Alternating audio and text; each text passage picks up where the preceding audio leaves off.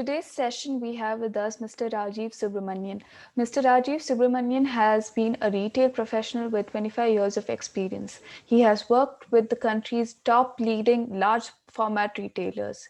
He had forayed in building his own kids licensed apparel merchandise company, Woodstock Merchandising, which delivers official character licensed apparel in India and was associated with them for 6 years.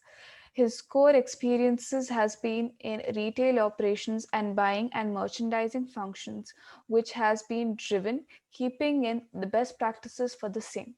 Currently, he heads up Brains India in his capacity as country head and sales and alliances. Thank you for joining us today, Mr. Subramanian. Thank you, Ananya. Thanks for the wonderful introduction. Pleasure to be connected on the call and happy to align with Abhiyaan in whichever scope possible. Thank you, sir. Could you now please tell us why there is a need for strategic planning for businesses and individuals?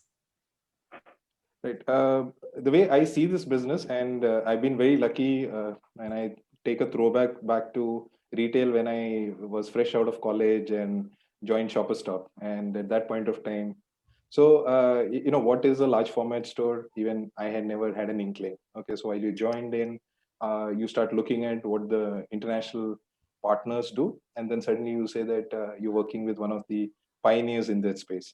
What I also see is that was a first foray in and a format which started looking at expanding the scope beyond the horizon of a particular region. Suddenly, you suddenly look at some retailers like, for example, you have someone like Paneri, okay, very well known for saris, but then it is restricted to a particular region. The dynamics dramatically change when, and India being the cultural melt pot. When you start looking at it, you say that how do I appeal to all, and how can I, with all its challenges of diversity, how do we create something which is cohesive and addresses a large need structure? Uh, what and when I go back to my example, when we started working in the planning used to be, I think this product is nice, I love this, okay, so I'm buying this.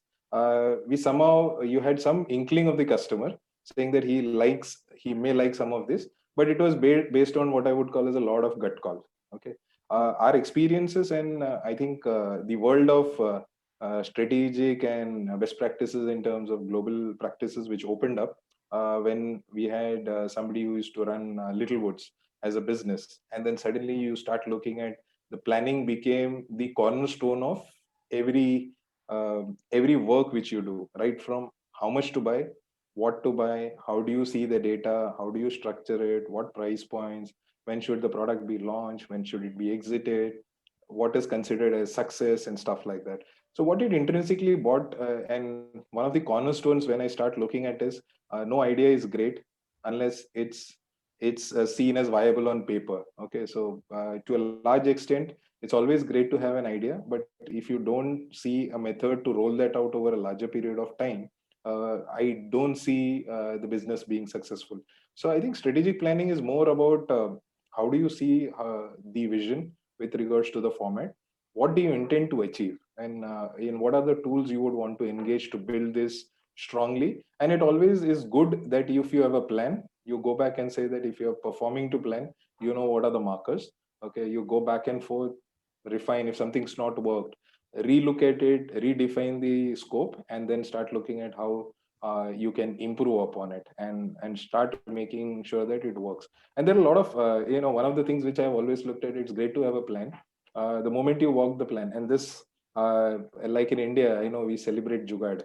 Okay, Yeah. but to a large extent, I work with a lot of expats in my retail stint, and they say that, bus, if you planned it right, the chances of you hitting the goal is better. You may hit the goal or you'll fail. There is nothing gray. So I think while enterprise should be celebrated to a large extent, when you are building something very large, and I'm not talking about 10 people organization, stuff like that. When you have something which is large and scalable, it has to be built with a structure, with a framework, with an objective. Obviously, processes and evaluation on all comes into place. But I think more important is that the scope has to be defined, and that's where I think the chances of success being delivered is higher. There is no guarantee. It needs to be further dealt with a very super accurate, a lot of business analytics. But I think if you are able to bring that structure in place, it helps you weather a lot of storms. I mean, difficult times when everybody knows what they're supposed to do to bring this together. So I think there is no two ways about it. The greatest of idea without a plan, I think, has got no future. Now, can you just tell us a little bit about how CRM would play an important role in providing strategy to build a strong and lasting customer relationship? Right. CRM as a tool, it's grown by leaps and bounds in terms of over the last couple of years, and to that extent, I love the fact that everybody today states that customer is king, and I think it's also dynamically changing. And I look at this journey probably when we started our lives, we have all been middle class, right? So I remember I fell in love with the first Zodiac shirt, and I would utilize that product, right? As time went by, you got access to a certain environment, and your buying habits have changed. Suddenly, you start seeing an upgrade. I think CRM as a tool, it's very important because every business talks today about acquiring new customers. I think acquiring is one part of it. I think there is an evolution, and the way I see any business today, you will have three stages of consumers operating with you. One who's joined you earlier, okay, he's evolved and he's become a mature customer for you. His needs and wants would be very different, and his expectations would be different, so he may not operate with the standard mechanics because you've raised the bar. There is somebody who's in that journey from graduating from an entry to a mid level. He's somebody who's got used to it, but he's also porous enough to start looking at multiple options. And there's somebody whom you're looking at acquiring. All of them have different needs and wants. Okay, and I had to, if you're very clear in terms of your approach, who's your customer, I think the ability from a CRM perspective is to start saying that this is my core set of customers. If somebody in this particular basket falls off, I've not lost much, but I would look at how I can mature it.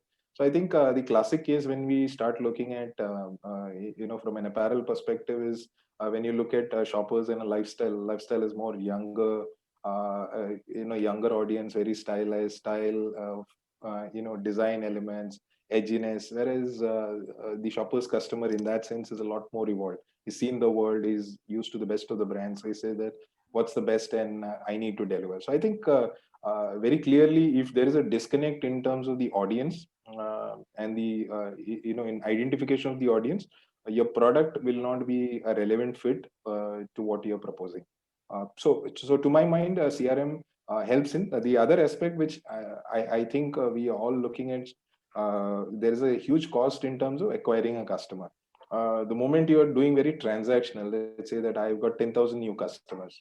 Okay, how have you been able to measure their productivity? Like I go out and target a new 10,000 customers. It's a huge ask, and there's a cost of acquisition to these customers.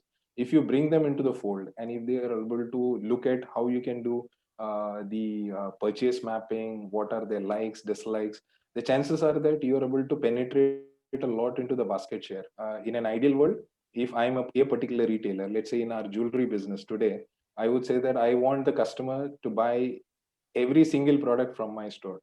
What can I do to reach there is what we look at achieving. So I think it's critical that there is a consumer journey. If you're able to straddle a large part of his life cycle specific to the category, the chances of the brand being a lot more profitable is a lot more surer, and it helps where the customer creates a lot of stickiness with the brand, and that's very critical as we go along. I mean, the chances of somebody falling off might be a little lesser, and you're able to withstand competition, so to speak. Thank you for this wonderfully detailed perspective of strategic planning and CRM from a viewpoint of a retailer. Now, could you Yeah. just tell us a little bit about Brains India? Okay. So Brains India is an entity which is in the corporate sales and alliances business. We consider ourselves as a sales enabler. By being a sales enabler, what I look at is I am somebody who's able to straddle the consumer and the brand. So we represent one of the largest brand in the globe, especially in from an Indian context, it's Kalyan Jewelers. So we take care of the entire corporate gifting sales and the alliances piece. So a couple of initiatives when we started looking at it, I mean, it's a brand which doesn't need any introduction. Everyone who has bought jewelry probably relates to the brand. But we've kept our focus in terms of going back and saying, how do we ensure that we take this brand into the relevant frameworks or the customer audience. So a couple of spaces, and just give you an example on what we did with banking. So one of the areas which we look at is unlike the other businesses where the card space, card transactions are fairly high. In our case, the jewelry business, the cash component still continues to be larger. Okay, so our focus has been how do we drive in card penetration. The key objective when we set out to do this 2 years back was that we would want to look at doubling the share of card into the Kalyan space. Point number one. Point number two is that can we increase the repetitive purchase behavior? Unlike apparel, this is a once a 12 months, 14 months kind of purchase. So you buy once a year and then I'm going to see you next year. The third itself is that are we able to see, work with the partner and look at other aspects of business? So we looked at three tentpoles. We said that people who shop into the category and can we work with them? So which means they are well aware of the brand. Second is we said that people who shop in the category but haven't shopped with Kalyan as a brand. The third itself is that people who don't shop into the category but are buying into relevant categories of apparel, footwear, which would be the introduction category. What is exciting is that we got close to around when we evaluated this over the period of 1 year, people who shopped into the brand, okay, we were able to increase their productivity, which is a bill ticket by 18%. Okay, Okay. point number one. Second was that we targeted close to the people who did not shop with Kalyan but shopped into the category. We managed to get 38% of those customer base to make Okay. at least one purchase into the brand. Okay. And very interesting part is that in our case, jewelry, as you know, we all I probably stepped into a jewelry store when I was about to get married. I think before that, you don't even think of as a youngster, you don't look at the category. Yeah. But what was interesting was that we saw a lot of youngsters coming in. These are card based customers with an average age group of between 25 to 28. This is pre marriage. And their buying was a lot more focused towards diamonds. So when we started looking at this from a phase, and we were able to move the card share, double our card share against the previous year.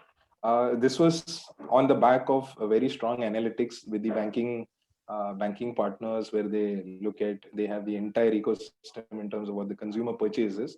As a retail partner, we were able to go to them saying that this is our intent, but then it was built on the back of a very strong CRM framework. So it goes back to again saying that as much as we know the customer, life has to go beyond. There is only so much data a human mind can process.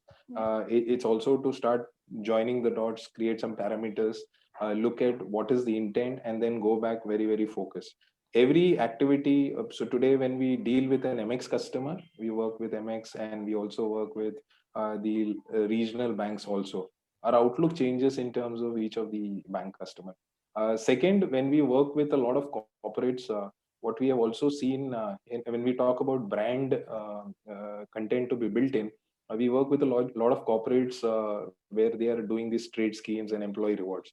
I'm proud to say that when we started 2.5 years back, people used to say a gold coin to gold coin hai. I mean, it's a gold, it doesn't Yeah. change, right? Yeah. Today they say it's a gold coin.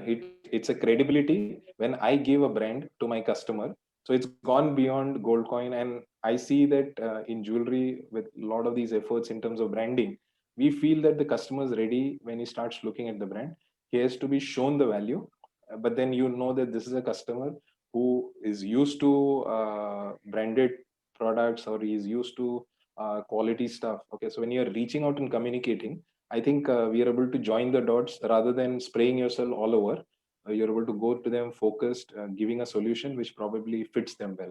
And I think CRM to a large extent plays that role. We love what we do, and I always say that we love to hear what the customer wants. We go back to the brand, and we come back, which will help them improve sales. So we call ourselves sales enablers, and proudly so. Thank you for this wonderfully insightful session. This is Ananya Shinoy, marketing lead at Abhiyaan, signing off for today. Thank you.